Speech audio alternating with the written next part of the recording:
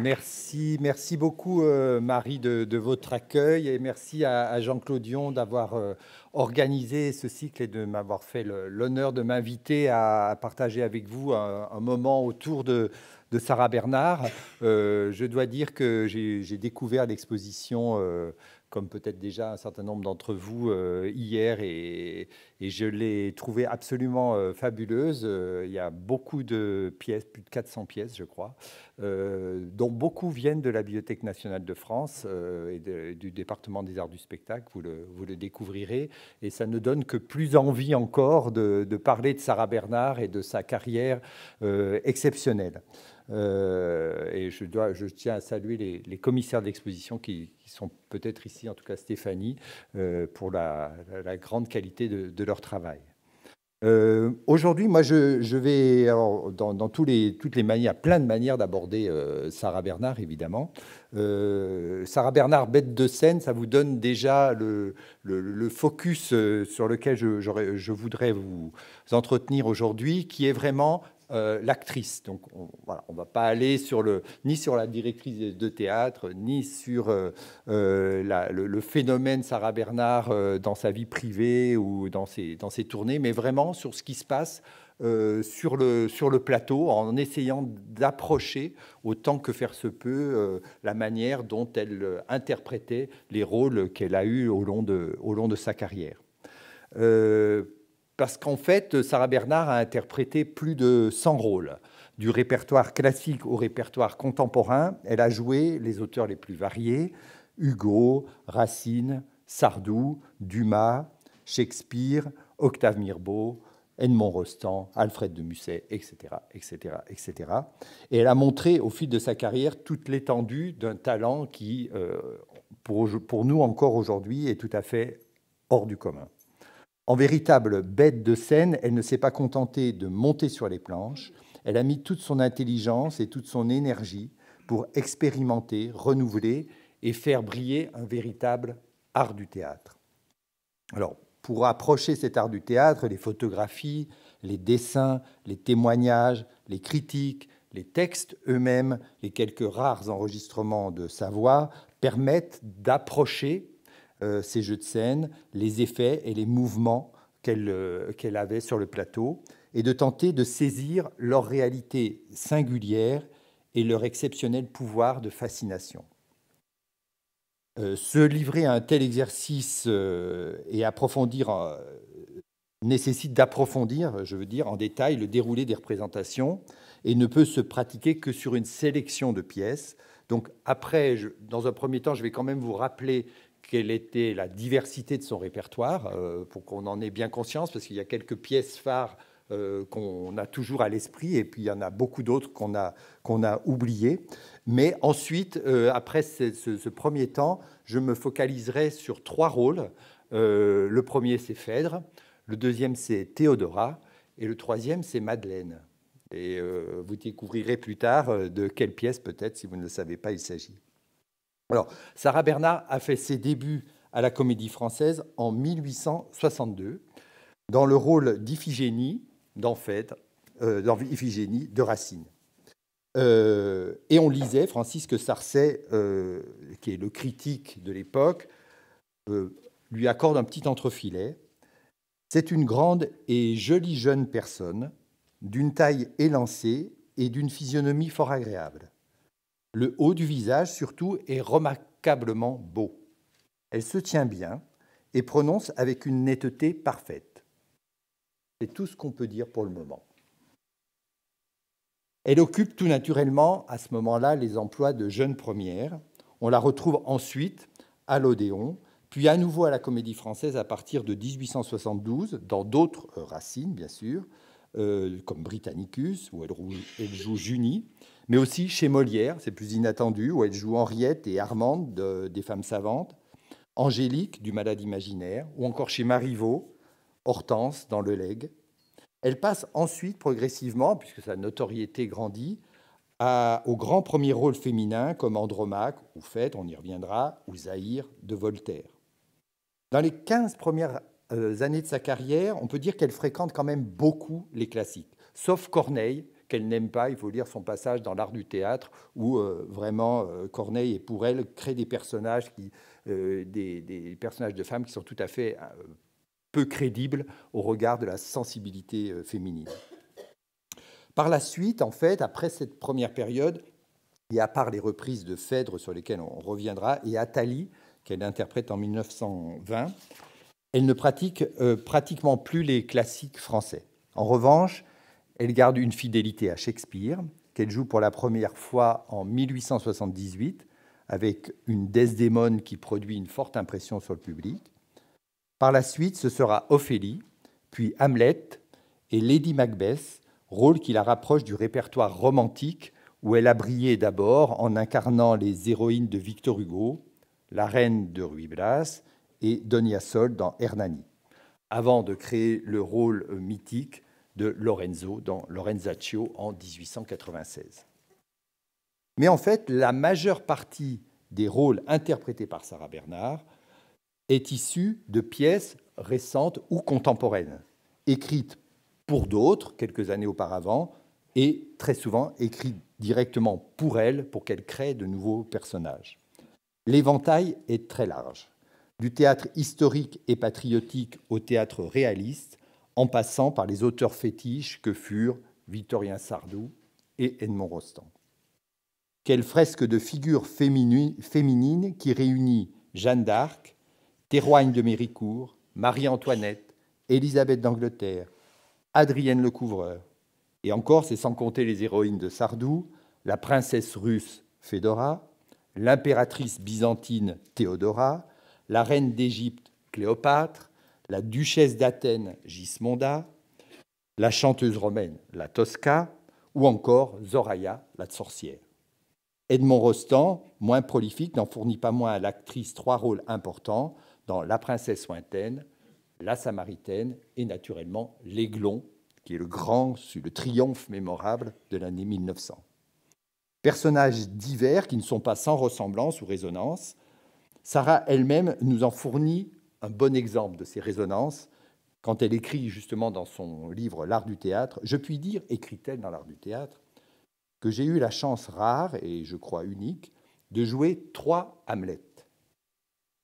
Le noir Hamlet de Shakespeare, l'Hamlet blanc de Rostand, donc l'Aiglon, et l'Hamlet florentin d'Alfred de Musset, Lorenzaccio.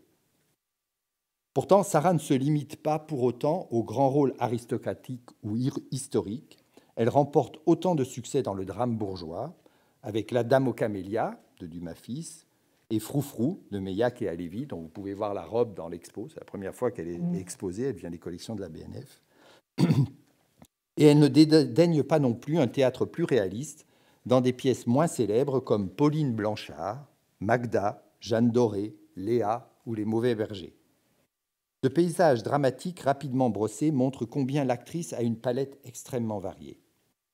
Mais il serait incomplet si l'on ne mentionnait pas le fil rouge des rôles travestis, qui ne concerne pas seulement Lorenzo, Hamlet ou le duc de Reichstadt, mais aussi, et c'est assez amusant, ses 2 tout premiers rôles, puisqu'en 1861, elle joue Édouard V dans Les Enfants d'Édouard de Casimir de Lavigne et Richelieu, ce qui paraît assez improbable, dans Les Premières armes de Richelieu de Bayard et Dumanoir au théâtre de la Tour d'Auvergne. Alors là, Jean-Claude Dion nous dira où ça se situait et quelle était la jauge.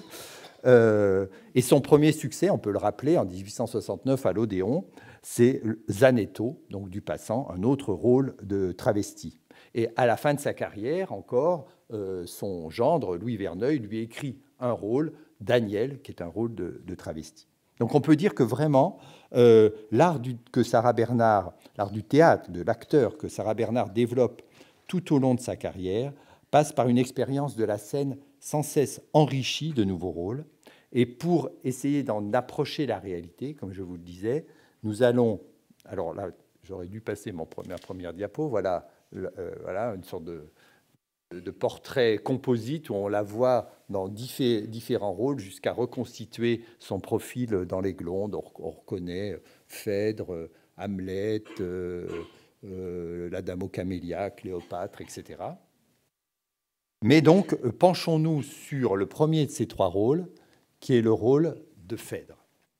Mademoiselle Sarah Bernard a fait de remarquables progrès depuis le jour où, à l'occasion du dernier anniversaire de Racine, elle a courageusement abordé pour la première fois le terrible rôle de Phèdre, le triomphe de Rachel. N'ayant jamais vu l'illustre tragédienne, nous sommes tout naturellement dispensés d'établir une comparaison, peut-être désobligeante, pour l'interprète actuel. Quoi qu'il en soit, mademoiselle Sarah Bernard nous semble mériter entièrement le succès colossal qu'elle y obtient aujourd'hui. Sauf quelques endroits où la force physique lui faisant défaut, elle l'oblige à donner des sons un peu rauques, mademoiselle Sarah Bernard dit le rôle avec un charme, une grâce, un goût et une science admirables. Antique, elle ne l'est point. En revanche, elle est vraie. L'humaine passion se traduit chez elle par des accents qui émeuvent et saisissent vivement. La faut-il surhumaine, le public qui l'applaudissait l'autre jour n'en demandait pas tant. C'est l'extrait d'un article d'Edmond Stoulik de 1875. Mais ce grand rôle classique, Sarah Bernard l'avait en tête depuis longtemps. À 17 ans, lorsqu'elle préparait le concours du conservatoire, son parrain lui avait recommandé de travailler Aricie, donc la jeune première de Phèdre. Sans tout comprendre à cette époque-là du rôle de la pièce et des rôles respectifs, Sarah avait, comme elle le raconte dans ses mémoires, proposé de préparer plutôt Phèdre. Mais la femme qui l'élevait trouvait que décidément ce rôle de Phèdre et cette pièce de Phèdre était tout à fait était inappropriée pour une jeune fille, et donc on a renoncé à Phèdre à ce moment-là. Mais elle l'a toujours gardé en tête et continue à l'étudier pour le plaisir. Si bien que quand Émile Perrin, qui était l'administrateur de la Comédie Française, vient lui proposer en 1874, ou vient plutôt lui dire qu'il l'a distribué dans Phèdre 10 jours plus tard pour l'anniversaire de Racine le 21 décembre, elle peut lui dire qu'elle sait déjà le rôle et qu'elle est prête à le jouer. En revanche, elle redoute beaucoup de l'interpréter. Comme elle l'écrit, « Si je devais le jouer, je mourrais de peur ». Elle sollicite donc les conseils d'un de ses maîtres, le sociétaire Philoclès Régnier, qui lui donne ce conseil-là. « Je vois très bien ce que vous allez faire dans ce rôle. Il faut simplement ne pas forcer votre voix. Pousser le rôle vers la douleur et non vers la fureur.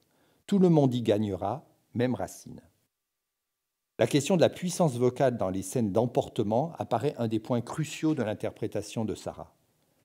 Elle n'a pas la même capacité de projection que Rachel et se trouve limitée dans certaines scènes, une difficulté qu'elle a du mal à surmonter. En outre, avant la représentation, elle est morte de trac. Mais un concours de circonstances tragicomiques la détend et, enfin, elle triomphe auprès de la presse et du public. Elle jouera régulièrement le rôle avec Mounet Sully à la Comédie Française en Hippolyte. Et puis, après son départ de la Comédie Française en 1879, c'est un des rôles qu'elle interprétera dans ses premières tournées individuelles à Londres et aux États-Unis, signe de son attachement au personnage et de son succès. Les premières photographies d'elle dans le rôle datent très probablement de la première tournée en Amérique. Alors ça, c'était Rachel. Voilà, on y reviendra pour le costume. Et ça, c'est donc, vous avez une des photos, je crois, dans l'exposition. C'est donc les premières photos de Sarah dans le rôle de Phèdre. Elles ont été prises dans l'atelier de Napoléon Saroni à New York. Elles nous montrent une jeune actrice dans une longue robe brodée de motifs végétaux sur fond blanc, les bras nus, qui laissent voir un double bracelet de perles, et enveloppée dans un très long voile blanc semé de pois qui couvre ses cheveux lâchés et descendent jusqu'à ses pieds. Un voile qui est pratiquement aussi long que sa robe. On se souvient bien sûr d'un des premiers vers prononcés par Phèdre, « Que ces vains ornements, que ces voiles me pèsent ». Les siens, visiblement, pesaient moins lourd que la couronne et le long manteau de Rachel, je vous le remontre ici, dont on voit que probablement son manteau était dans un tissu beaucoup plus lourd, et vous voyez qu'elle est beaucoup plus chargée d'un costume solennel. Alors, sur l'une des images, vous la voyez là, elle est debout, assez statique, elle a les mains croisées sur l'épaule droite. Peut-être qu'on peut imaginer que c'est la première apparition de Phèdre ou que ça évoque plutôt le début de la pièce.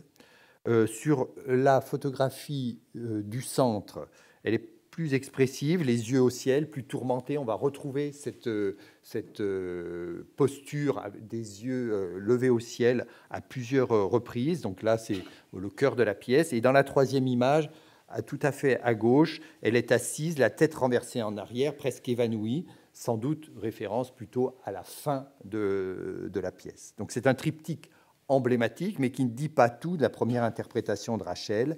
Elle y paraît tout de même un tout petit peu raide, un peu repliée sur elle-même, et elle n'a pas encore atteint complètement l'épanouissement qu'elle aura dans le rôle 10 ans plus tard. Parce qu'en fait, au fil des années, Phèdre est devenu un des rôles phares de la désormais très célèbre comédienne. C'est un atout important dans ses relations tumultueuses avec le public parisien. Je cite un article. Profitant d'un des rares moments de repos que lui laissent ses lointaines et laborieuses tournées transocéaniennes, Madame Sarah Bernard a repris contact hier au soir avec le public parisien. Le choix que la gracieuse transfuge de la Comédie Française avait fait du rôle de Phèdre témoigne du prix qu'elle attachait à cette réapparition sur une scène parisienne. C'est une représentation en fait unique au Théâtre du Vaudeville, qui est une soirée de charité.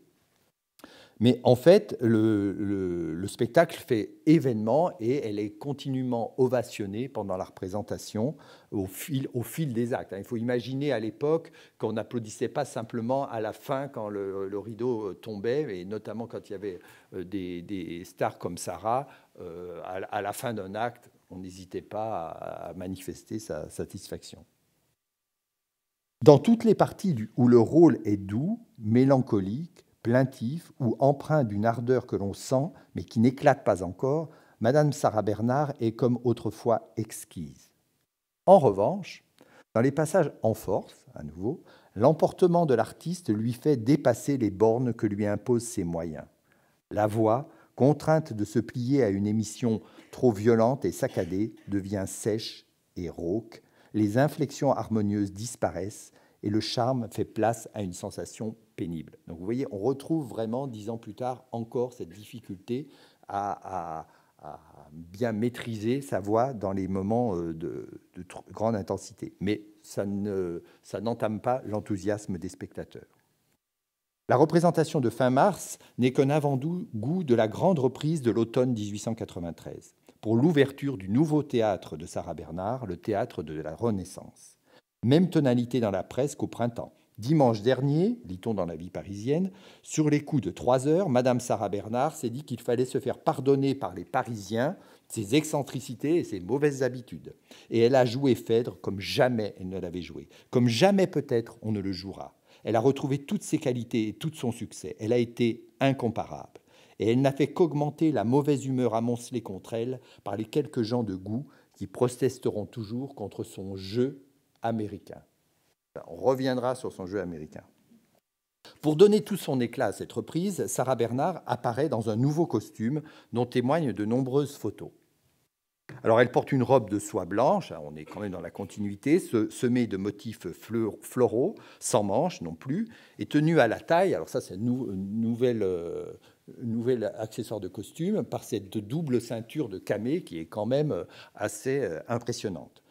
En fait, son voile est sur sa tête, il est là aussi brodé, et vous voyez qu'en fait, plutôt que de le porter très enveloppant, elle le porte assez ouvert, et souvent elle le raccroche comme ça et pour le coincer dans un camé à sa poitrine, ce qui lui permet une gestuelle sans doute beaucoup plus ouverte qu'elle n'avait dans sa première interprétation.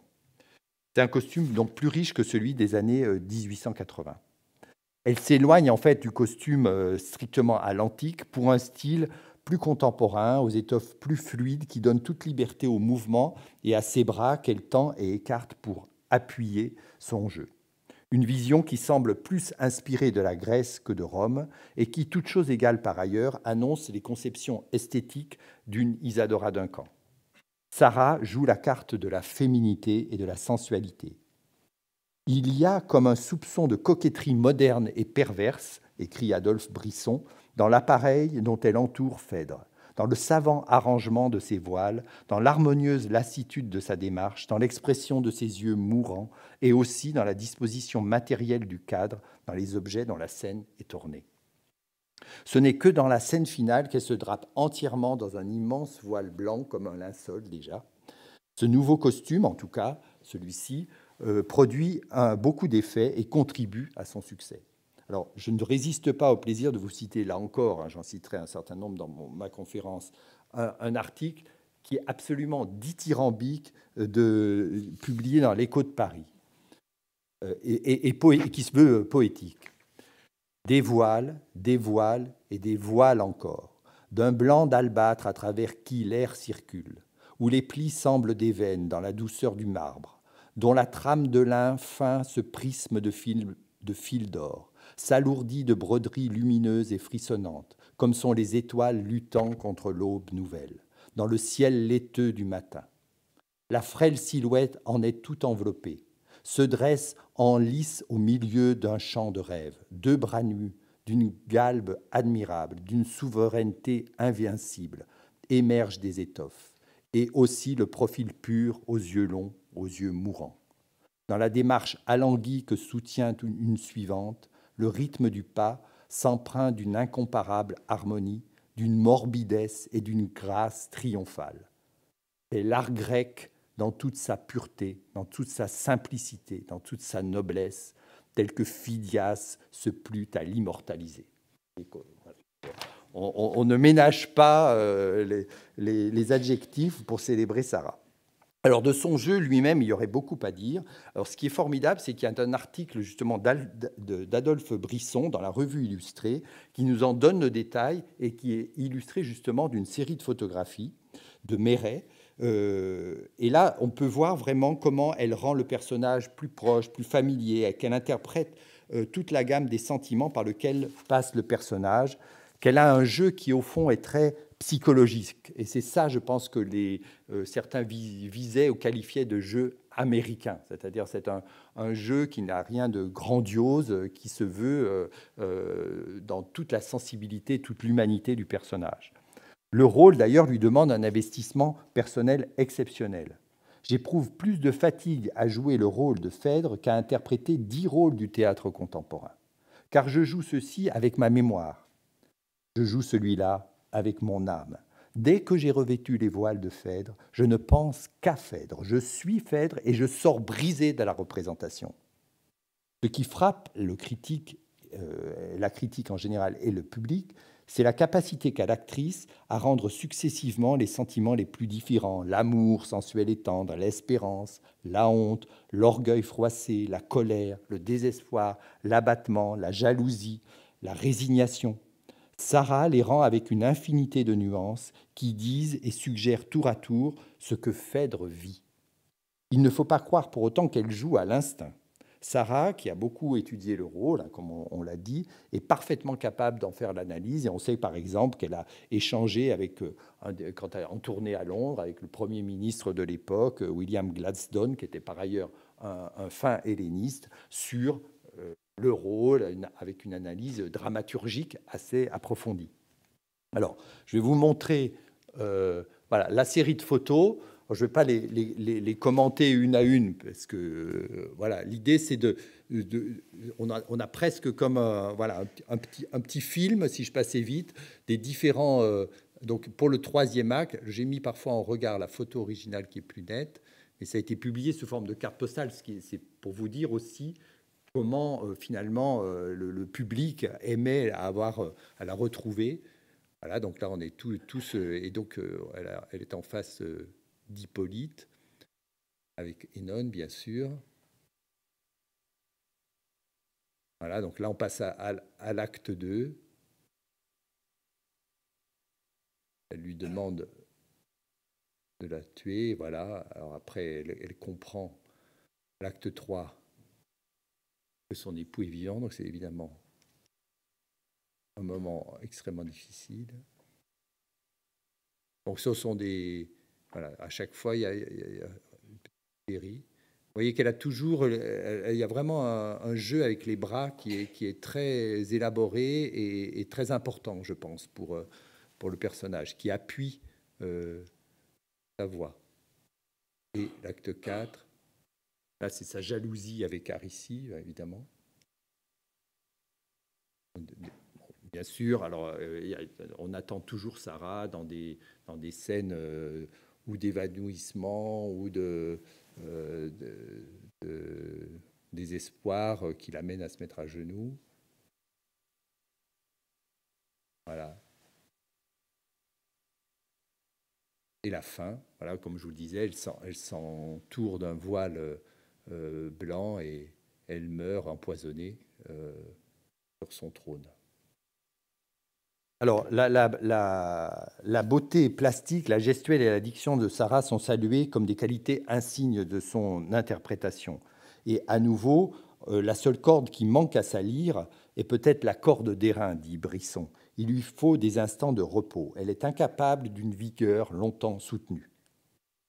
Malgré tout, Phèdre est sans doute le rôle le plus mémorable interprété par Sarah. C'est celui que choisit Proust pour la Berma. C'est le deuxième acte de Phèdre qu'elle joue pour la fête en son honneur en 1896, avec qui, il est vrai, la Rome vaincue. C'est un des principaux rôles dont se souvient Reynaldo Hahn dans La Grande Sarah. C'est Phèdre qu'elle joue à Berkeley. Là, vous avez donc vous voyez, elle est à l'université de Berkeley et elle choisit d'interpréter Phèdre.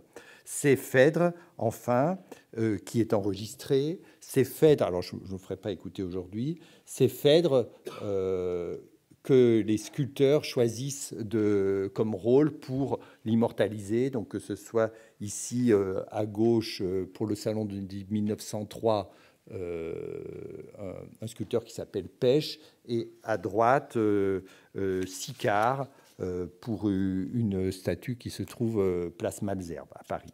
Donc vraiment, c'est un rôle, comme on l'a vu, qui est devenu emblématique de Sarah, et on raconte même que dans ces dernières heures, qu'au moment où elle délirait pendant son agonie, ce qu'elle disait, c'était des vers tirés de Phèdre. Alors, autre rôle, Théodora. Dans Phèdre, tout était concentré sur Sarah, vraiment, et son jeu. Les critiques, d'ailleurs, ne citent que par devoir les autres acteurs, et rien n'est dit des décors qui n'ont visiblement pas grande importance. Tout autre est le phénomène pour Théodora, qui est la deuxième pièce que Victorien Sardou écrit pour Sarah, et cette pièce est créée au Théâtre de la Porte-Saint-Martin le 26 décembre 1884. Théodora est une pièce à grand spectacle qui se déploie sur 5 actes et 7 tableaux, avec des décors et des costumes somptueux et une figuration abondante. Voilà, il est dans l'expo, hein, je l'ai capté hier au passage. Ça vous donne une idée, c'est le cabinet de Justinien, ça vous donne une faible idée d'ailleurs de ce que devait être le décor dans ce grand théâtre qui était la Porte Saint-Martin. Il y a eu un vrai travail archéologique pour retrouver quelles étaient l'architecture, le décor, les costumes en début du VIe siècle à Byzance, puisque c'est là que se passe, en 532 précisément, l'action de la pièce. Il y a un metteur en scène, la mise en scène est confiée à Félix Duquesnel, qui est un ami de Sarah, qui est un ancien directeur de l'Odéon et du Châtelet, qui était devenu directeur de la Porte Saint-Martin. Il y a une musique de scène qui est due à Jules Massenet, qui est principalement joué à l'orgue. Rien de comparable, comme vous le voyez, avec le huis clos de Phèdre. La situation de l'actrice y est bien différente. Elle reste naturellement au centre du dispositif, mais on va le voir de manière bien différente. Donc.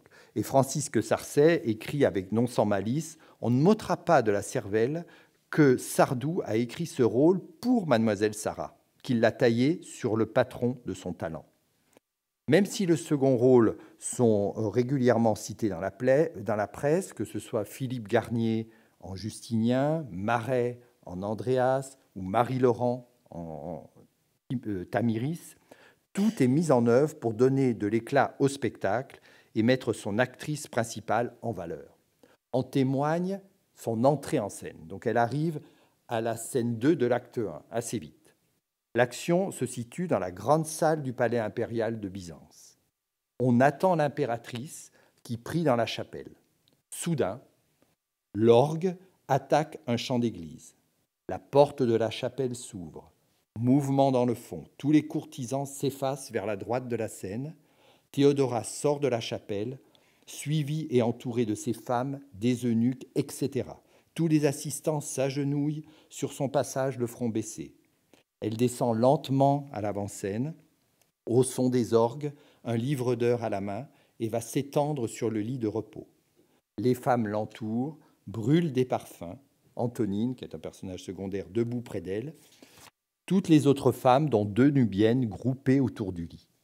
Dès que Théodora a pris place sur le lit, le chant des orgues cesse. Donc vous voyez le côté grandiose de ce cérémonial qui se répète avec la même munificence lors de son apparition au 6e tableau, quand elle est dans la loge impériale avec l'empereur Justinien. Et à ce moment-là, non seulement il y a les orgues, tout le rituel, mais des jeunes femmes lancent des pétales de fleurs sur son chemin. Donc on est vraiment face à une mise en lumière extraordinaire. Et évidemment, cette mise en lumière, elle est particulièrement intensifiée par la splendeur des costumes. Alors, elle en avait un dans Phèdre. Là, elle en a porté... Alors, suivant... on dit qu'il existe jusqu'à 15 costumes pour Théodora. Je pense qu'elle n'a pas porté 15 costumes le même soir, au moins 5 ou 6. Mais comme il y a eu 2 versions de Théodora, la version de la création en 1884 et la version de 1902 lors de la reprise, ce qui fait qu'effectivement, on peut énumérer sans doute, retrouver presque une douzaine de costumes pour Théodora. Mais en tout cas, dans la même soirée, elle changeait au moins 5 fois de costume. Une partie d'entre eux est directement inspirée des représentations de l'impératrice Théodora dans les mosaïques de Saint-Vital de Ravenne. Ce sont les costumes d'apparat des tableaux 1, 6 et 7, quand elle apparaît sous son identité officielle de Théodora, l'impératrice. Costumes célèbres couverts de broderies, de pierreries, ils ne sont pas seulement le reflet d'une recherche de réalité historique, mais ont été réalisés pour faire briller l'actrice, attirer sur elle les regards et magnifier sa beauté plastique. Le plus somptueux est celui du 6e tableau. Alors, c'est celui de droite. Alors, ça, c'est le premier tableau. On reviendra ensuite. Voilà, ça, c'est celui de droite, là, qui est vraiment un des plus incroyables. Comme vous le voyez, elle a le visage là qui est masqué par un voile. On ne le voit pas très bien ici, mais on le voit quand c'est des plus gros plans, parce qu'à un certain moment, donc on se trouve dans la foule, elle a un voile parce que les femmes ne sont pas admises à l'hippodrome. Ça se passe dans la loge impériale de l'hippodrome. Elle doit porter un voile, c'est la seule femme qui peut venir, mais elle doit être voilée. Or, la foule, qui est très hostile à l'empereur et à l'impératrice, veut voir son visage. Et donc, il y a un jeu de scène où, à un moment de rage, elle arrache son voile comme ça, et pour que tout le monde puisse voir le visage de Théodora et celui de Sarah Bernard, dont on était privé depuis quelques minutes. Donc, ces costumes d'apparat contrastent volontairement avec les costumes portée par l'impératrice quand elle se faufile incognito dans les rues de la ville et rejoint son amant sous le nom de Myrta. Non pas qu'elle apparaisse vêtue comme une pauvresse, mais sa tenue dans le 2e tableau est beaucoup plus simple. Une robe près du corps sur laquelle elle passe une tunique, naturellement sans couronne ni diadème. C'est une métamorphose accentuée par le changement de décor. On passe de la grande salle du palais à la ménagerie de l'hippodrome. Théodora apparaît alors sous son nom de jeunesse, Zoé, donc elle a 3 noms dans la pièce, une écuyère, une comédienne qui a grandi dans un cirque en Égypte. Le passage d'une figure à l'autre suscite évidemment la surprise et excite le plaisir du spectateur qui a d'abord vu une femme dans sa plus grande richesse de costumes, puis ensuite quelqu'un d'extrêmement sobre. Il s'amuse, le spectateur, par ailleurs, de voir Théodora Sarah frôler, ça c'est toujours dans l'acte, dans le deuxième tableau, je vais avancer au deuxième tableau, voilà, là, donc elle arrive, d'abord quand elle arrive là dans l'hippodrome, elle est vêtue, elle est couverte d'un voile, puis ensuite voilà, la fameuse scène avec Marie-Laurent qui joue Tamiris, et donc vous voyez, elle a un costume très élégant, mais quand même beaucoup plus simple. Et donc ça se passe dans la ménagerie de l'hippodrome. Et donc, vous savez que Sarah adorait les fauves, qu'elle s'entourait à la fois de peaux de bêtes et aussi de véritables. Elle a eu un guépard, un lionceau, etc. Donc, ça devait être. Là, elle joue carrément la connivence avec le public, notamment quand elle dit oh, la bonne odeur de fauve. Voilà. Et je ne résiste pas là encore à vous citer un petit extrait de la pièce, un peu plus loin. Donc, il y a vraiment tout un passage sur les tigres. Donc, Théodora dit à cette femme qu'elle a connue quand elle était jeune dans un cirque, « Ça me rajeunit de 10 ans. » Regardant la cage, « À qui ces yeux verts qui flambent là dans l'ombre ?» 2 émeraudes. « Un tigre ?» Elle se lève et elle va à la cage. Tamiris lui répond, « Impérial et moucheté. Regarde la robe. Tiens, il t'a vu, il se lève. On dirait qu'il flaire une ancienne camarade. » Elle descend derrière Théodora. « Oh, qu'il est beau. Tu l'appelles Ajax. » Théodora contre la grille. « Ajax. Ah non, Ajax. Debout, Ajax. Ah, les belles moustaches, les jolies connotes que nous avons là. Mais vous êtes superbe, tout bonnement, excellentissime. » Elle agite un pan de sa robe pour agacer la bête. « Il te comprend, lui dit Tamiris. Prends garde. »« Bah, laisse donc. Ça me connaît. » Elle s'éloigne de la cage. « J'adore ces bêtes-là. Si je n'avais pas quitté le cirque, je me serais fait dompteuse. Ça a toujours été mon rêve. Jouer avec un animal comme celui-ci, passer la main dans sa crinière ou la risquer entre ses dents et me rouler avec lui dans sa cage, rien que d'y penser, ça me donne des petits frissons de joie dans le dos. Enfin, à défaut de tigre, on dompte ce qu'on peut. » Le but de Sardou et de Duquesnel et de Sarah, tout en éblouissant le public par la splendeur de la redécouverte de l'Empire byzantin, est de faire des personnages, des figures dont les sentiments peuvent être compris et partagés par les contemporains.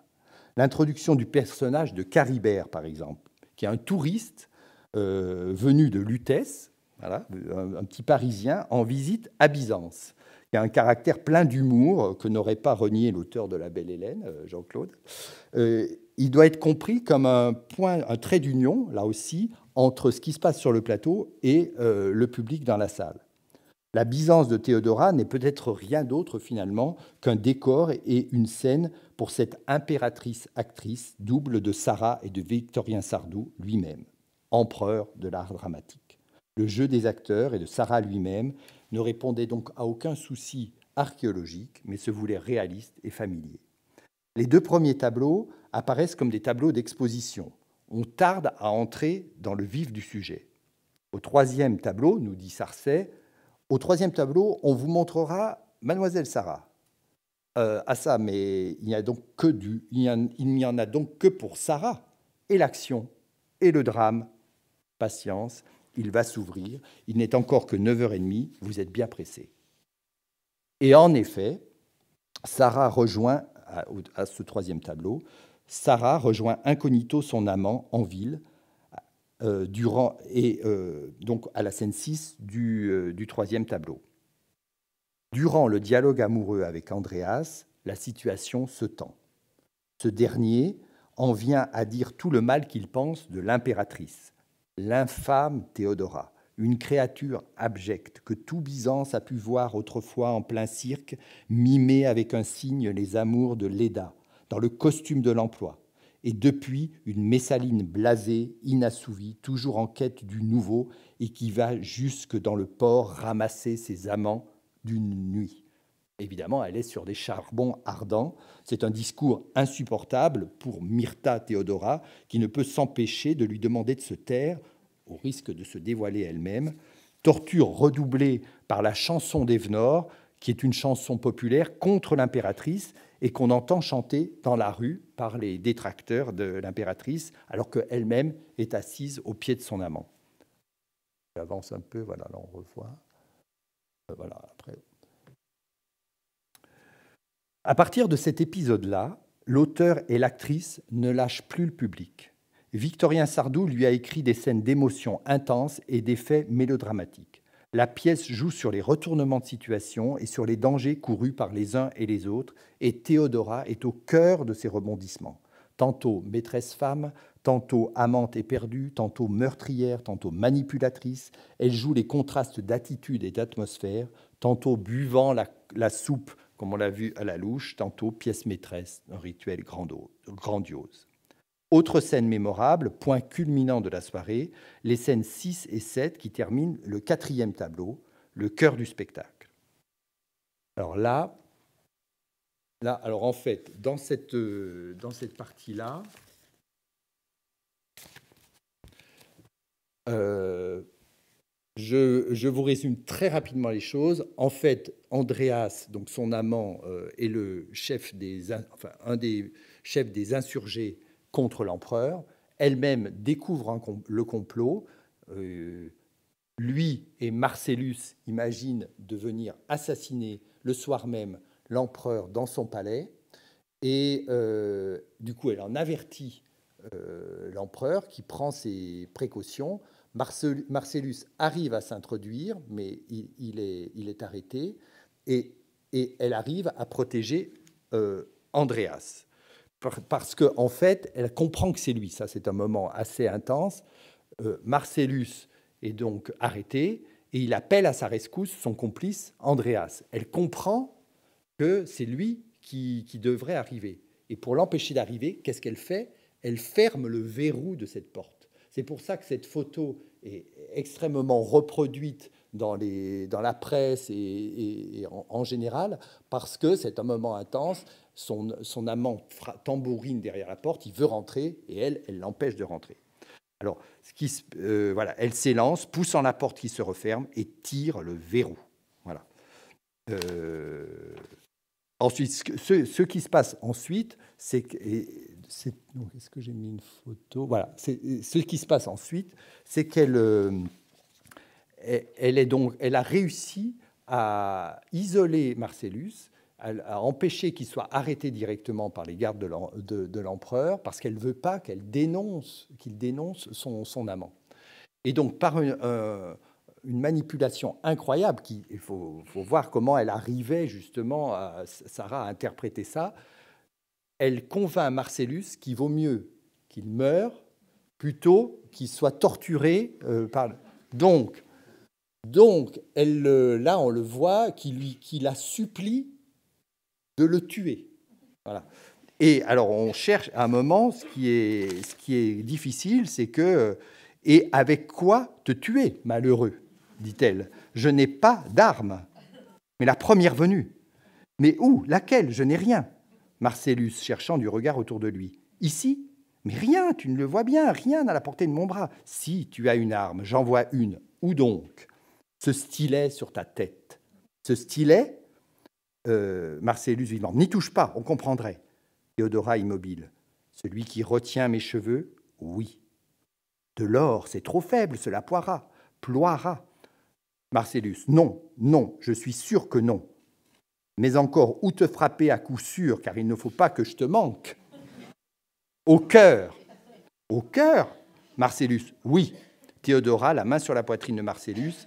Ici, n'est-ce pas? Plus haut, où tu le sens battre. Même jeu. C'est là qu'il faut plonger l'arme généreusement jusqu'au fond. Théodora, le stylet à la main, après avoir levé le stylet qu'elle laisse retomber debout. Non, c'est trop atroce. Marcellus suppliant. Théodora, un ennemi passe, dans la rage, dans la vengeance, oui, mais toi, et froidement ainsi, non, je ne peux pas. Marcellus se redressant. Alors prends garde, car si tu refuses, je vais tout dire. Théodora. Oh, Marcellus.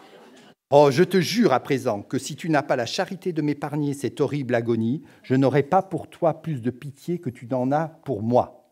Et avant même que j'aie senti la chaleur de leur tenaille, je leur crie « Quel est cet Andreas ?» et de plus qu'il est ton amant. Tu ne feras pas cela. Je le ferai, salut pour salut ou torture pour torture. Marcellus, hâtons-nous, il s'impatiente, moi aussi. Attends, je n'attends rien, finissons. Veux-tu, oui ou non, me frapper à l'instant? Laisse-moi. La mort est tout de suite où je parle. Non, tu l'auras voulu. Eh bien, c'est Andreas et ton...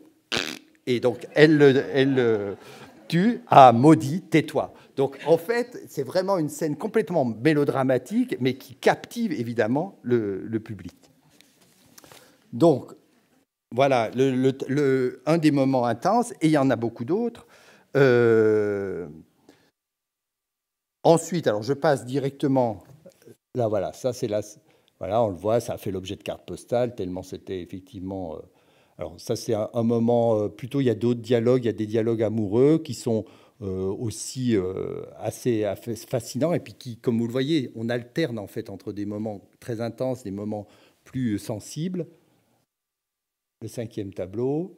Vous voyez, alors ça, ce que je trouve assez amusant, c'est pour la reprise de 1902. Vous voyez, elle porte alors une sorte de manteau qui n'est absolument pas byzantin. Vous voyez, il est complètement 1900. Là, elle s'affranchit totalement de la référence archéologique. Et là, on est dans la loge impériale. Donc là, c'est aussi une scène absolument grandiose, une scène spectaculaire. La foule se presse, et donc là, Andreas est arrêté, il insulte l'impératrice, Justinien veut sa mort sur le champ, Théodora, affolée, s'interpose, et elle peut donner libre cours à son art du pathétique et du déchirement. La pièce, j'avance, voilà, alors là on retrouve le costume qu'elle avait, justement, alors qui est absolument incroyable. Et puis ces photos de Donnay sont aussi particulièrement réussies. Voilà, donc c'est le moment où elle parvient à s'interposer entre son amant et les gardes. Autre scène mélodramatique. Voilà, là c'est le 7e tableau et le dernier tableau où son amant, qui a découvert qui elle était, évidemment, elle lui apporte un filtre d'amour. Son ancienne Tamiris lui a donné un filtre d'amour. Elle veut le retourner et qu'il soit à nouveau amoureux d'elle. Donc, elle lui fait boire ce filtre d'amour. Mais il s'avère que ce filtre est un poison, et que Tamiris, qui avait à se venger de la mort de son fils, a remplacé le filtre d'amour par du poison, et donc elle assassine elle-même son amant. Ça, c'est dans la dernière scène. Au même moment arrive Justinien, qui lui aussi a tout compris, et elle a compris qu'il fallait qu'elle accepte de passer sous la coupe du bourreau, donc il fallait qu'elle meure. Et donc la dernière image du spectacle, c'est au moment où Théodora comprend donc que son amant est mort. Andreas, mon amour, Andreas, ma vie, Andreas, écoute-moi, ne meurs pas, je ne veux pas que tu meurs, et tué par moi, quelle horreur! Montrant le poing au ciel avec rage. Ah, toi, là-haut, bourreau! Se rejetant sur Andreas. Réponds-moi, mon Andreas, mon amour, parle-moi donc. Ne te laisse pas mourir ainsi, défends ta vie. Aide-moi. Donc voilà, bon, je vous passe un peu les choses. Entre donc Justinien et la dernière phrase. Tout ça est quand même très rapide. C'est là qu'on voit en fait la fin. Moi, je suis peut-être pas très rapide, mais eux, la fin de la pièce est très ramassée. Et elle termine, c'est les derniers mots, en s'adressant au bourreau, « Va maintenant, je suis prête ». Voilà. Et donc, elle est tuée, elle pose son collier de perles et on lui donne un petit lacet et on l'étrangle. Alors, évidemment, ce n'est pas sa première ni sa dernière agonie. Comme vous le savez, elle a beaucoup... Donc, au fil de ces 5 actes, on a donc affaire à un véritable festival Sarah Bernhardt. On aurait pu craindre que l'ampleur des décors, de la musique, de la mise en scène elle-même nuise aux qualités de jeu de l'actrice. Au contraire, tout semble la servir magnifiquement. et servir magnifiquement son art du théâtre, sa palette étonnante d'attitudes et d'expressions qui n'en paraissent que plus exceptionnelles. En plus des splendeurs de sa mise en scène, Théodora est jouée d'une façon qui, je le crois bien, lit-on dans un journal qui est le Gil Blas, est absolument parfaite. Madame Sarah Bernard a fait du rôle de Théodora une de ses plus merveilleuses créations. Il me semble difficile que l'art du comédien aille au-delà. Elle est féroce, elle est tendre, elle est furieuse, elle est désolée, elle est hautaine, elle est câline, elle est superbement royale, elle est divinement gamine. Et sous chacun de ces aspects, elle se montre également admirable de puissance et de vérité.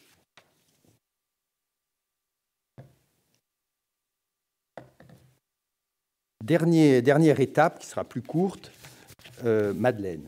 Alors évidemment, c'est un rôle que j'ai volontairement choisi, beaucoup oublié en fait, même si la pièce, donc Les Mauvais Bergers d'Octave Mirbeau, a eu un véritable succès à l'époque. C'est une pièce où elle joue un rôle vraiment radicalement différent. Phèdre et Théodora, ces deux femmes de pouvoir, ces deux amoureuses passionnées, infidèles au lit conjugal.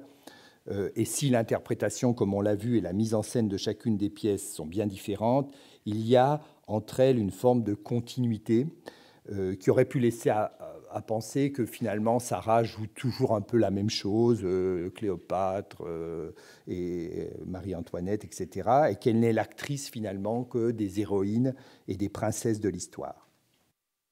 Il est vrai, comme je le disais, que les femmes plus modestes qu'elle a interprétées sont moins restées dans les mémoires. Mais elles constituent pourtant un contrepoint intéressant au phénomène Sarah et à l'analyse de son jeu d'actrice. Dans ce répertoire, le rôle donc, de Madeleine dans Les Mauvais Bergers d'Octave Mirbeau, qui est une pièce qui a été créée au Théâtre de la Renaissance en 1897. Et là, je rappelle que le Théâtre de la Porte Saint-Martin était un très grand théâtre, qu'elle a trouvé trop grand à un moment, et donc c'était tout à fait propre à Théodora, alors que le Théâtre de la Renaissance est un théâtre plus petit, 1200 places, et donc elle y joue un répertoire qui est sans doute un peu moins grandiose. La pièce est créée donc en 1897, année où elle a, excusez du peu, parallèlement créé La Samaritaine d'Edmond Rostand. Et puis je vous rappelle, juste pour la mémoire d'histoire du théâtre, que c'est l'année de la création de Cyrano aussi. Donc c'est un de ses rôles les plus emblématiques, ce rôle de Madeleine. Il s'agit pratiquement d'une pièce d'actualité, et elle relève de ce que les contemporains ont appelé le socialisme au théâtre. Les Mauvais Bergers sont d'ailleurs régulièrement rapprochés d'une autre pièce qui s'appelle Le Lion, qui est jouée au même moment, de François de Curelle, jouée au Théâtre Antoine, avec Demax, qui joue le rôle du tribun qui galvanise le peuple. Pour Octave Mirbeau, d'ailleurs, l'art doit être socialiste s'il veut être grand. L'enjeu est donc bien la question sociale, et la pièce est clairement inspirée des événements de Fourmi, en 1891, quand l'armée a réprimé dans le sang les manifestations pacifiques des ouvriers. À peine écrite par Mirbeau, la pièce a été proposée à Sarah par Lucien Guitry, lue et approuvée. 5 actes, 5 décors, un intérieur ouvrier, un atelier de peinture dans un château, un cabinet de travail, un carrefour dans une forêt et enfin la cour d'un entrepôt. Madame Sarah Bernard, je cite, « pour la première fois de sa vie, représentera une ouvrière, Madeleine Tilleux, une vraie femme du peuple. » Détail tout en faveur de l'artiste, Madeleine, pendant 2 actes ne paraissant pas, l'auteur n'avait pas osé proposer le rôle à Madame Sarah Bernard. Ce fut celle-ci qui le prit, déclarant qu'elle ne jugeait pas un rôle au nombre de lignes qu'il comportait. On a affaire à un spectacle relativement modeste par ses décors et ses costumes. L'enjeu n'est pas là. Bon, ça, c'est une petite caricature qui montre Mirbeau, les affiches. Vous voyez, voilà, c'est ce genre de... On est très loin du palais de Justinien. Le nombre de figurants, c'est peut-être la seule chose qui est gardée. Le nombre de figurants reste toutefois impressionnant. On dit qu'il y en avait plus de 200 qui sont là pour constituer la foule des grévistes. Donc 200, c'est le chiffre, je ne sais pas lequel chiffre, police ou manifestant. Enfin, en tout cas, c'est 200. Voilà. Et il chante la carmagnole sous les fenêtres du patron. Les mauvais bergers, donc le titre de la pièce, en fait, les mauvais bergers, ce sont les législateurs malhonnêtes, indifférents, inintelligents, ambitieux ou impuissants, les conducteurs de peuples qui, volontairement ou maladroitement, poussent leurs troupeaux d'hommes dans de mauvais chemins vers d'imminentes et inévitables boucheries. Madeleine est une pauvre ouvrière résignée et effacée dont tombe amoureux un des meneurs du mouvement, donc Jean Roule, qui est interprété par Lucien Guitry lui-même. Au cours de la pièce, elle se métamorphose pour prendre la défense de Jean, violemment contestée par une partie des ouvriers. Elle prend à son tour la parole. Donc là c'est vraiment voilà, ce qui a dû beaucoup plaire au public. Elle est dans un décor d'extrême simplicité. Là, c'est chez le patron, évidemment, plein de dorures. Et ensuite, voilà, là, c'est une scène où les ouvriers sont réunis dans la forêt, ce qui fait d'ailleurs écho à une des scènes de Germinal de Zola. Et là, le public, enfin les grévistes se retournent un peu contre Jean, et c'est là qu'elle va prendre à son tour la parole. On la retrouve ensuite. Voilà, on la retrouve ensuite après que les soldats ont tiré sur les ouvriers. Donc ça se passe hors champ. Il y a de nombreux blessés qu'on ramène sur le plateau, parmi lesquels elle cherche Jean, dont elle ne trouve que le cadavre.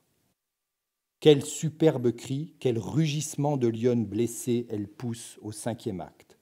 Lorsque, suivant sa propre expression, c'est l'âme d'apôtre de Jean Roule qui parle par la bouche de la pauvre Madeleine d'autrefois, toute maladive et si timide.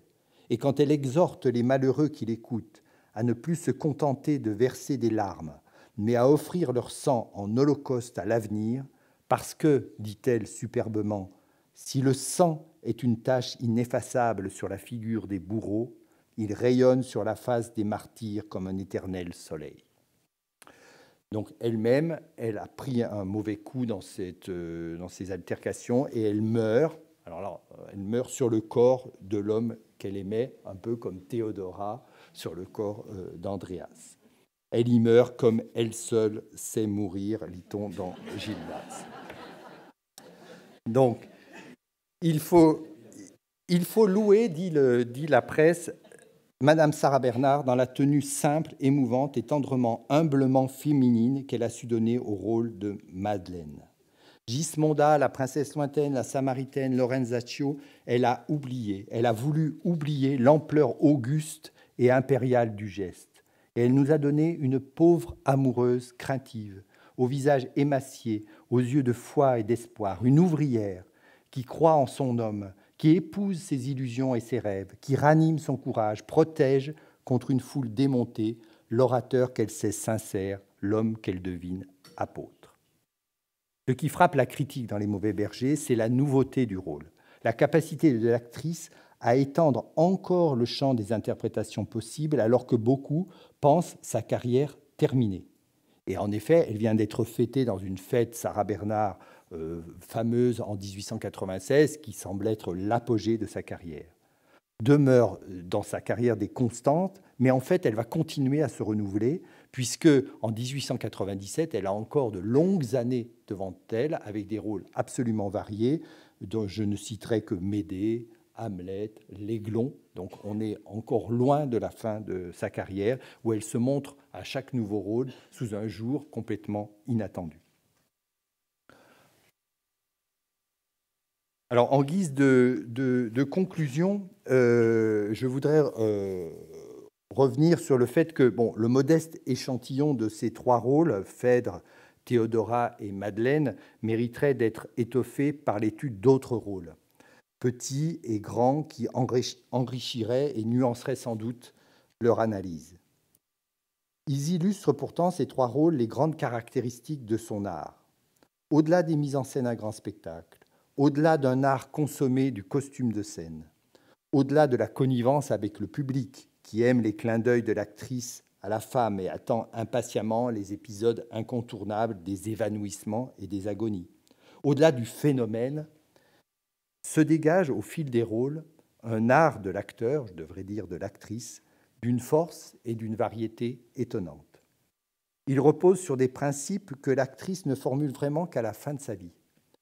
L'année même de sa mort, en effet, il y a donc 100 ans, paraît aux éditions Nilsson son art du théâtre, qui est en fait un recueil de textes qu'elle avait dicté à une secrétaire et qui a été réuni par un certain Marcel Berger et publié donc après à titre posthume, et où elle donne des conseils sur la voix, sur le geste, sur la prononciation.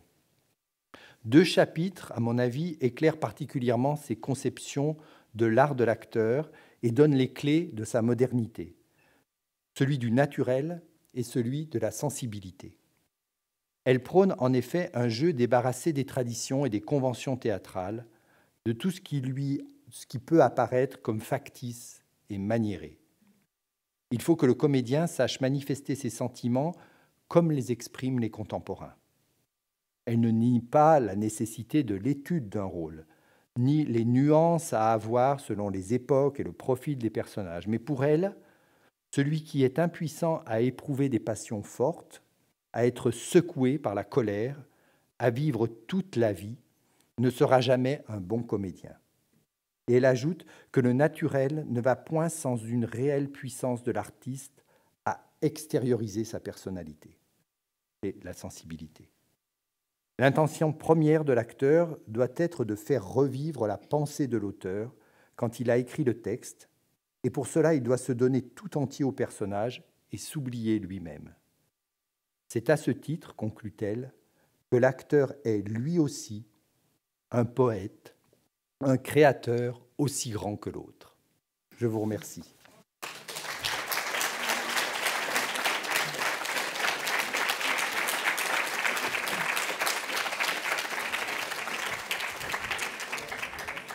Merci beaucoup. Je crois que vous nous avez donné envie d'aller voir Théodora ou les Mauvais Bergers. Mais avant ça, la parole est au public pour les questions. Est-ce qu'il y a une... Bonjour. Bonjour. Vous avez excité notre curiosité tout à l'heure en disant que, avant de jouer le rôle de Phèdre, Sarah Bernard avait été détendue par un événement comique. Ah oui. Alors c'est parce qu'il y avait un des acteurs. Alors si je me souviens bien, c'est parce qu'il y avait un des acteurs de la distribution qui est arrivé en retard, et cet acteur, dans la vie, portait un nez postiche. Et donc, en fait, il n'avait pas eu le temps de fixer très bien son nez postiche. Et donc, quand il est arrivé, voilà, il avait visiblement le nez tout rouge. Et donc, du coup, voilà, ça fait tout le monde a explosé de rire. Du coup, voilà, c'est ce qui a un peu détendu l'atmosphère. Une autre question ?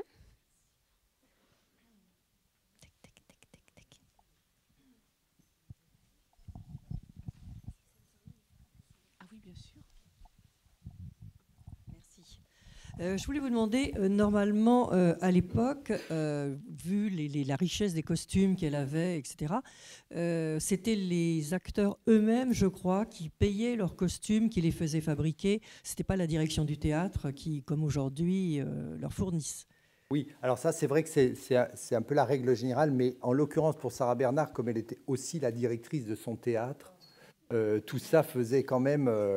Voilà, oui. un tout. Alors, je dois dire, je ne sais pas exactement si ce qu'elle prenait sur sa cassette personnelle ou ce qu'elle faisait payer au théâtre, mais il y a, à mon avis, enfin, il y avait une grande porosité entre les deux, puisqu'en fait, à partir du moment où elle a eu son propre théâtre, il y a eu le théâtre de la Renaissance, puis la Porte Saint-Martin, puis le théâtre Sarah Bernard. Oui. Et donc, elle renflouait, quand l'argent manquait au théâtre, elle faisait des tournées pour renflouer le théâtre.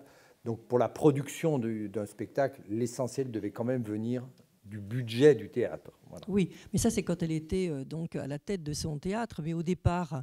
En fait, donc il y a les années Comédie Française, oui. Il y a quand même les ateliers de la Comédie Française qui produisaient une partie c'est le moment de la bascule, hein, quand même, là, à la fin du 19e. Et pour les années 1880, elle joue dans différents théâtres, elle joue beaucoup en tournée. là, il y a aussi, enfin, je pense, je sais pas, c'est les historiens qui sont dans la salle pourraient peut-être compléter. Je pense qu'en fait, elle paye, mais bon, c'est quand même la même bourse. Alors pour l'Odéon, c'est un peu différent parce que c'est un théâtre national, vous avez raison. Pour l'Odéon, il est possible que l'Odéon fournisse... En fait, ce qu'il y a, c'est qu'il fournissait les costumes historiques. Les théâtres fournissaient les costumes historiques et les costumes de ville étaient en général fournis par les femmes actrices elles-mêmes. La différence est là. Alors, je m'excuse, c'est pas complètement précis, mais c'est parce que je n'ai pas lu de choses précises sur ce sujet. Moi, dans le même ordre d'idée, j'ai une question. C'est moi. Ah, pardon. Est-ce que pour choisir ses rôles, elle avait elle avait un agent ou est-ce qu'elle choisissait vraiment toute seule? Alors, elle choisissait quand même vraiment. C'était très. Là, on le voit. Bon, je n'ai pas détaillé, mais en fait, comment dire, elle devait être extrêmement sollicitée. Évidemment, à partir du moment où elle était célèbre, et on lui faisait lire, ou on venait lire devant elle. Souvent, c'était la pratique à l'époque. L'auteur venait lire sa pièce et elle l'acceptait. Donc, on a des exemples, que ça soit de Rostand, que ça soit plus tardivement de son gendre Louis Verneuil, que ça soit là, en l'occurrence, Octave Mirbeau, où on lui fournit la pièce et c'est quand même elle qui a... Alors après, là, ce qui est intéressant avec Les Mauvais Bergers, c'est qu'il y a quand même, elle a un entourage d'acteurs ou de gens en qui elle a confiance. Donc, en l'occurrence, Lucien Guitry, évidemment, et le trait d'union avec Octave Mirbeau. J'imagine que Félix Duquesnel aussi avait avoir du poids, mais on ne peut pas dire qu'elle avait un agent à proprement parler.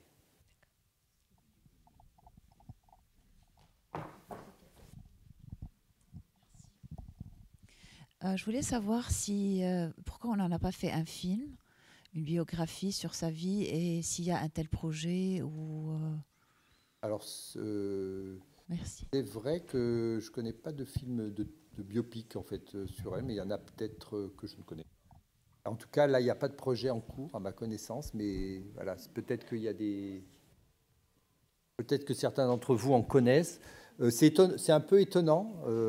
C'est un peu étonnant. Il y a eu beaucoup de biographies. Hein, il y a eu des expos. Il y a eu une expo en 2000 à la BNF. Il y a cette expo aujourd'hui. C'est vrai que c'est une bonne idée. Je pense qu'on peut se lancer dans l'écriture d'un scénario. Elle a un succès en plus tout à fait international, puisque là, au moment où il y a eu l'exposition à la BNF en 2000, il y avait, peu de temps après, il y a eu une exposition au Jewish Museum à New York. Donc peut-être que ça semble aussi tellement énorme à embrasser, parce que là, vous voyez ce qu'on peut dire sur 2 ou 3 pièces. Vous voyez ce que l'expo nous donne à découvrir, c'est aussi, il faudrait choisir peut-être une partie de sa vie pour arriver à faire quelque chose qui tienne bien la route. Pas évident. Peut-être la peur aussi de comment reconstituer la scène. Je sais pas.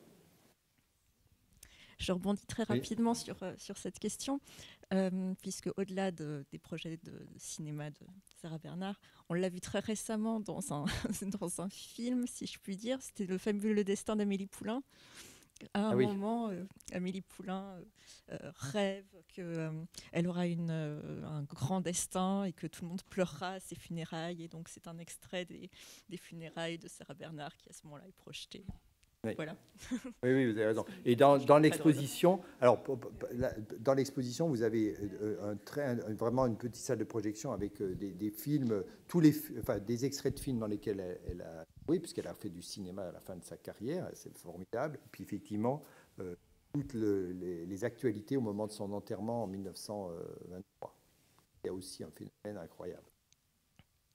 Monsieur, pardon. Oui, bonjour. Je voulais savoir, dans ces tournées internationales, Sarah Bernard jouait en français, forcément. Oui.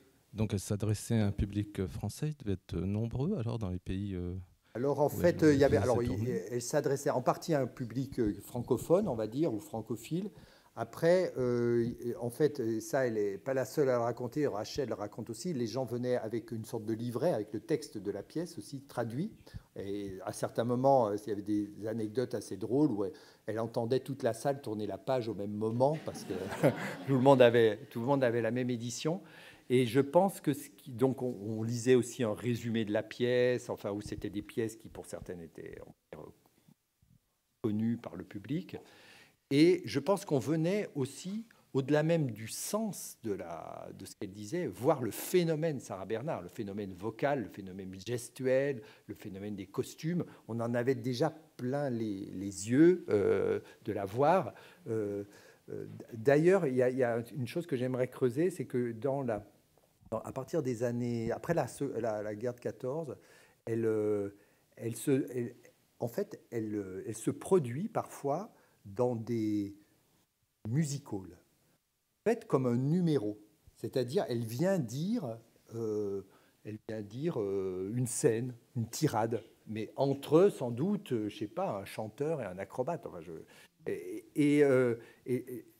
donc, c'est un peu triste, comme penser qu'elle finit sa carrière alors qu'elle est une jambe, etc. Donc, mais elle est de plus en plus vue comme un phénomène. Et ça, je pense que à l'étranger, le côté phénomène presque de foire, voilà, devait jouer et aider le public à passer une soirée, même s'il ne comprenait pas tout.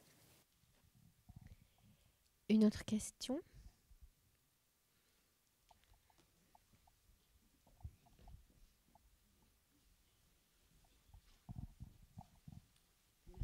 Je voulais justement poursuivre sur ce que vous venez de dire. Elle était très handicapée à la fin de sa vie, mais ça ne l'a pas empêchée de continuer à se produire. Mais dans quelle mesure elle pouvait exprimer son jeu d'actrice en étant aussi handicapée?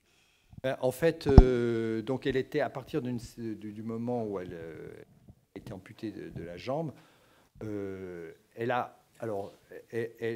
jouait des rôles qui étaient écrits pour elle, qui n'obligeaient pas à se lever. En fait, je pense que il y avait l'aspect phénomène, on va dire, et aussi, surtout, l'aspect vocal, parce qu'elle n'avait rien perdu, ni de la gestuelle des bras, ni de ses capacités à capter le public par ce que et de vous dire, c'est-à-dire cette capacité à passer d'une émotion à l'autre, d'une expression à l'autre, ça restait, je pense, tout à fait fascinant pour le public. Alors, au sujet d'ailleurs de cette amputation, je lisais récemment dans les mémoires de Louis Verneuil, qui a été son gendre, qui écrit une biographie de Sarah Bernhardt, alors qui est peut-être, on va dire, à la fois à prendre avec des pincettes parce qu'il l'a connue surtout à la fin de sa vie, mais en même temps qu'il l'a connue intimement, et qui prétend qu'elle n'a jamais eu de jambe de bois. Quelle déception pour nous tous qui pensons que voilà, la jambe de bois de Sarah Bernhardt est mythique, et qu'en fait, à partir du moment où elle a été amputée, elle avait toujours quelqu'un pour la porter. En fait, elle avait une chaise à porteur, en quelque sorte, une petite chaise qui n'était pas très grande et qui lui permettait d'être portée en scène, d'être portée dans la vie chaque fois qu'elle avait besoin. Et quand on la voit dans l'extrait qu'on voit de Guitry, là, de Ceux de chez nous, donc on voit, alors elle est déjà amputée, on la voit on ne voit que son buste en fait, mais on voit bien en fait, même si c'est des images, voilà, elle est déjà âgée, etc. Mais la vivacité de son regard, de son expression, devait continuer à fasciner. Une dernière question.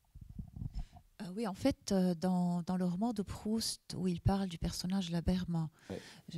J'avais cru que c'était Bernard, que c'était Sarah Bernhardt, mais après j'ai lu que c'était pas elle, que c'était une autre. Mais maintenant qu'on a parlé de la jambe amputée, ouais.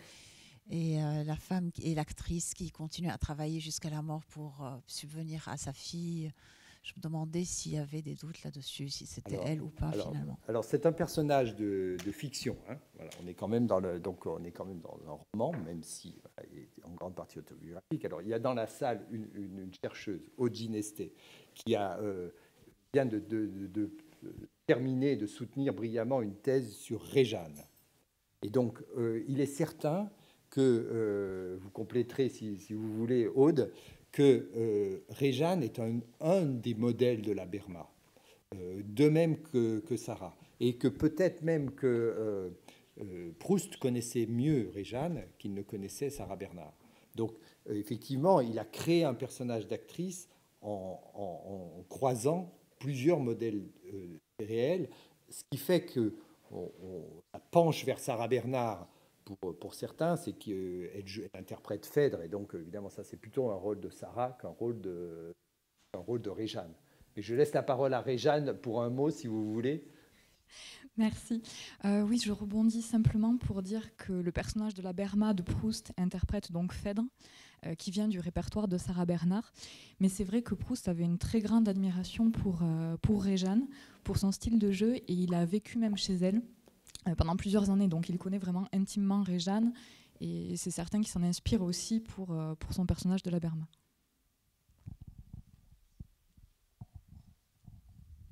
Et Jean-Claude Dion. Juste sur cet aspect, je ne voulais pas intervenir, mais en fait, la Berma, c'est 3 actrices. Parce que c'est effectivement Sarah Bernhardt, c'est Réjeanne et c'est aussi Julia Barthé. Oui. Donc il y a vraiment, quand on les connaît, qu'on regarde, c'est un mélange de ces 3. Alors après, avec quelle proportion, c'est compliqué. Mais voilà, c'est un personnage qui est créé autour de ces 3 figures. Et donc je pense que Barthé aussi était un personnage important et un point de comparaison. Donc voilà.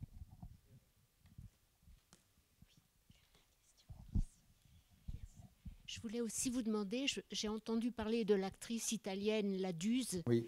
Et je voulais savoir si elles étaient contemporaines, si elles s'étaient connues et quelles étaient éventuellement les interactions entre les deux, si elles s'étaient croisées. Oui, alors elles étaient, je dirais, alors elles se sont connues, elles étaient contemporaines. Laduse est venue jouer à Paris, elle a joué dans le théâtre de Sarah Bernhardt. Sarah Bernhardt donc l'a accueillie dans son théâtre. Comment dire, je dirais que c'était plutôt à fleuret moucheté, c'est-à-dire, voilà, on est 2 grandes actrices, donc en apparence, voilà, on se parle, on s'accueille, mais il y avait une vraie rivalité entre elles. Si je ne me trompe pas, Laduse a joué la Dame aux Camélias, alors que c'était le grand rôle de Sarah. Ce qui était un peu une provocation, elle l'a joué à Paris. Donc il y avait entre les deux évidemment une rivalité pour voilà, être... La célébrité était la même Alors je connais assez mal la carrière de Laduse, je pense que quand même, c'est pas parce que c'est le centenaire et qu'on est au Petit Palais et que c'est l'expo Sarah Bernhardt, mais que le phénomène Sarah Bernhardt est quand même beaucoup plus important parce qu'au-delà de l'actrice, et ce qu'on va voir dans l'exposition, il y a beaucoup de facettes de sa vie qui attiraient aussi l'attention et qui ont construit sa célébrité. L'influence qu'elle a sur la mode, son mode de vie, les affiches, la publicité, qualité de sculptrice. Donc voilà, Laduse n'avait pas cette ampleur-là. C'est la femme qu'elle était, la maîtresse, l'amante qu'elle était. Donc, tout ça, ça fait un personnage absolument incroyable, dont on parlait tout à l'heure avec monsieur. Ouais, je pense, disons que c'est plutôt Sarah quand même qui l'emporte. Alors peut-être on conclut là-dessus puisque Sarah l'emporte, sauf s'il y a une toute dernière question.